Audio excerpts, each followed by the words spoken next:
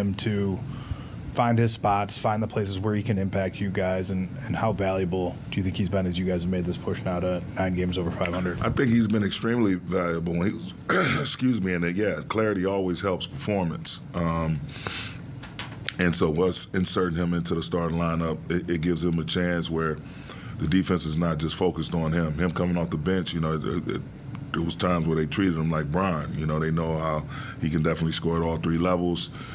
He draws a lot of attention. Without having those guys on the floor, now the focus and attention, he had 2.5, 3 bodies around him. And so now with him being in that lineup with Brian, AD, Lowe, and AR, there's really no one can really double team him or scheme for him. All the scheming is done for Brian and AD and D-Lo and even AR. So if you want to technically call him a 5th option, it's I'll take that any and every day of the week and twice on Sunday because he's a phenomenal elite scorer, and the other parts of his game are starting to come along, but his ability to roam and be in the right spot, knows whether he's shooting a 3 on the backside after a double team, slashing, getting a dunk because of a double team, everything he's doing in transition offensively, it's just, again, they can't have the sole focus of their defensive attention on him because of the people he's in the lineup with. 2 for you, Darvin. 5th consecutive win, I think 17th in the last 24 games. Even with the guys being in and out of the lineup, the guys being injured, do you feel like this group's starting to gel in a way that's similar to how it was the end of last season? Absolutely. I mean, the things we have to do, our laundry list has been simplified, and we know, if nothing else matters if we don't take care of our own business. And, you feel that playoff smell. You have that smell in the air of the playoffs and the postseason rapidly approaching. And so guys are taking their attention to detail to another level. They're taking their performances to another level. And everybody knows that only way we can do it is as a group. No one individual is going to take us to the promised land. We all have to do it man for man. And even understanding early in the season there were injuries, including Rui himself. But seeing how he's performed in the starting lineup and how the group overall has performed with the starting group, is there any part of you that wishes that maybe you went to him as a starter early in the season? I mean, things play out the way they play out.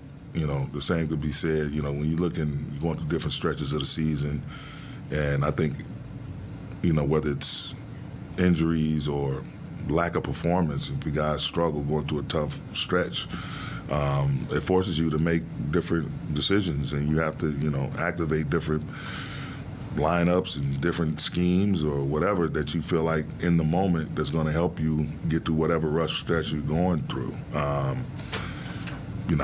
It's, again, injuries definitely would, everybody agree that injuries would affect a rotation or minutes or something like that. Like, it's a real thing. It's funny because it was being reported like I'm just sitting in my office and just throwing stuff against the wall, like with a bunch of healthy players. Like, no, there's a reason why things were the way they were, and I'm just happy we got through those stretches, and now we're in a great place, great space, mentally, spiritually with the group. Physically, we're coming along. Guys are remaining strong, and got the little knickknacks here and there, but we're getting guys back, which is really important, and guys who are working their way back, everything's going according to plan and according to schedule, so we feel good about where we are right now.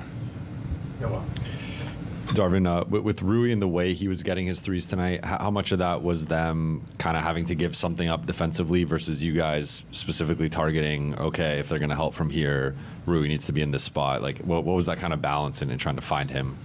Just, again, him not forcing anything. They all came in flow. They all came in rhythm. And to your point, if Jaren Jackson was guarding him, we know how on alert he is for anything that's coming to the paint. So we just told our guys continuously attack the paint, attack the rim. Jaren is going to be lurking around the area. And if he's on Rui, just find Rui. Rui be ready to be shot ready, shot aggressive. That's happened with Rui and a couple of other guys, D-Lo. Brian, those guys, D-Lo coming off the pick and roll, AR going downhill, they're going to draw a ton of attention. So you just have to be in the right space at the right time and make a quick decision, not be indecisive. Last one. Darvin, you mentioned before the game, you get your legs first quarter, build up to the second Did it play out just about like that in that timetable? Almost, just about. You know, we start getting our groove into the game, and again, this is a physical, fast Memphis team. They put a lot of pressure on you to execute, and you can't skip details. They're extremely well coached. Taylor